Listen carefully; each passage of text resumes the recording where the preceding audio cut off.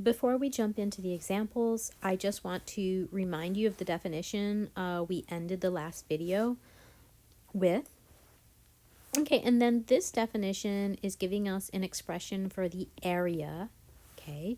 And so that would be the area under a curve between A and B. And recall that this area is given by a limit, okay, as the number of approximating rectangles goes to infinity.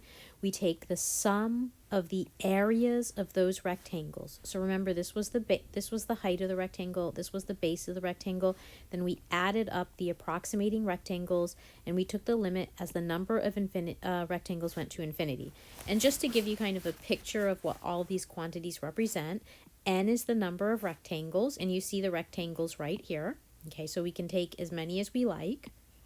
I've used ... here because we don't know exactly what n is.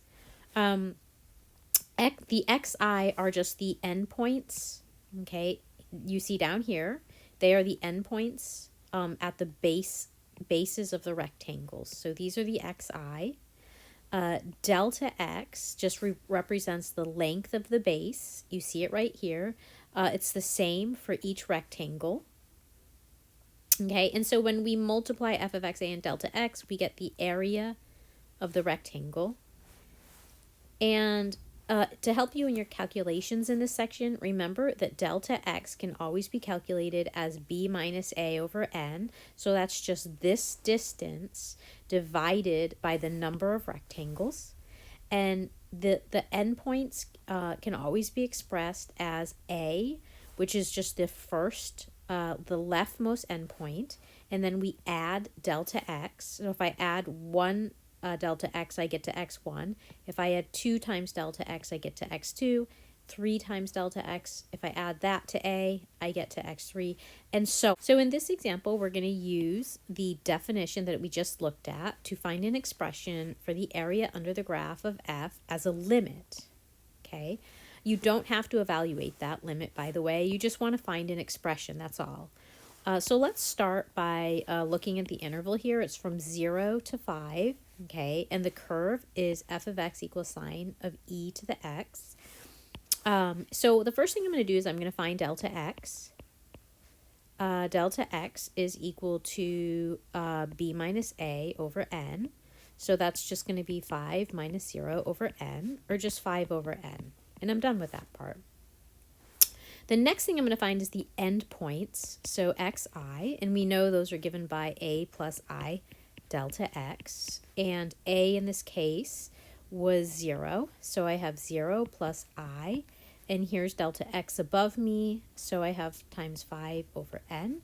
So a plus I delta x is just 5i over n. Now, the definition tells me, I'm just going to write the general definition, that the area is equal to the limit as n goes to infinity, so as the number of rectangles goes to infinity,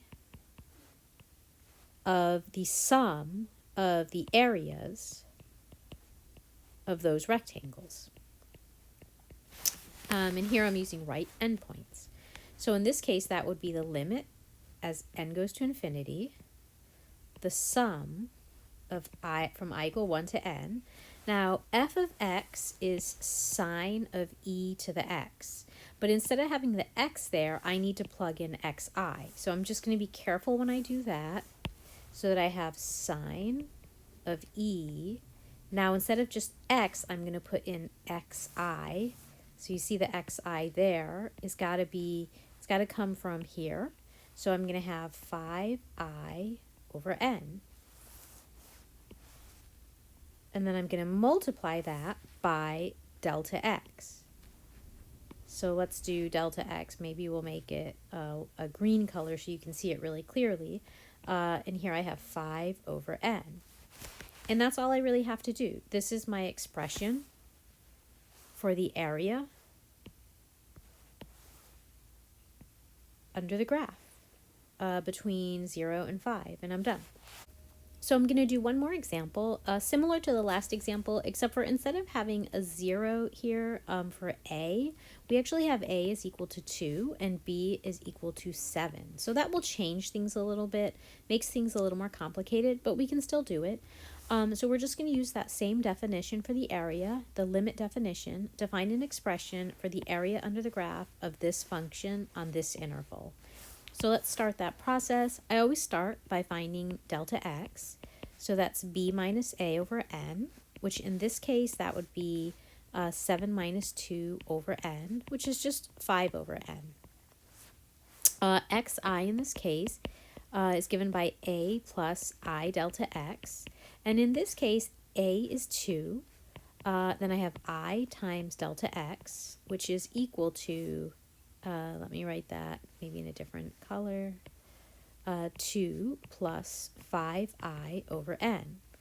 And let me just also write my delta x as 5 over n in a different color, just so it stands out for you. Okay, so in this case, now we're going to apply the definition, and the definition says that the area is the limit as n goes to infinity from I equal 1 to n of f of xi times delta x. So remember, once again, the number of rectangles is going to infinity. These are the areas of the approximating rectangles. This is the height, this is the base length, and we add them up because there's a bunch of approximating rectangles. There's n. So let's just fill in what we have here. So the limit as n approaches infinity. So now I've got to calculate f of xi. Well, what does f do?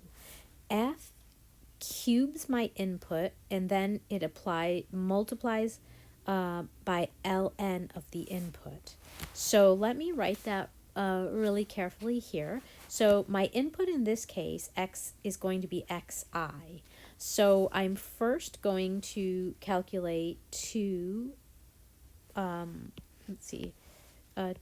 plus 5I over n, and we're going to cube that, and then we're going to multiply by the natural log of xi, which is 2 plus 5I over n. And then I'm going to multiply by delta x, which is just 5 over n. And then I'm done.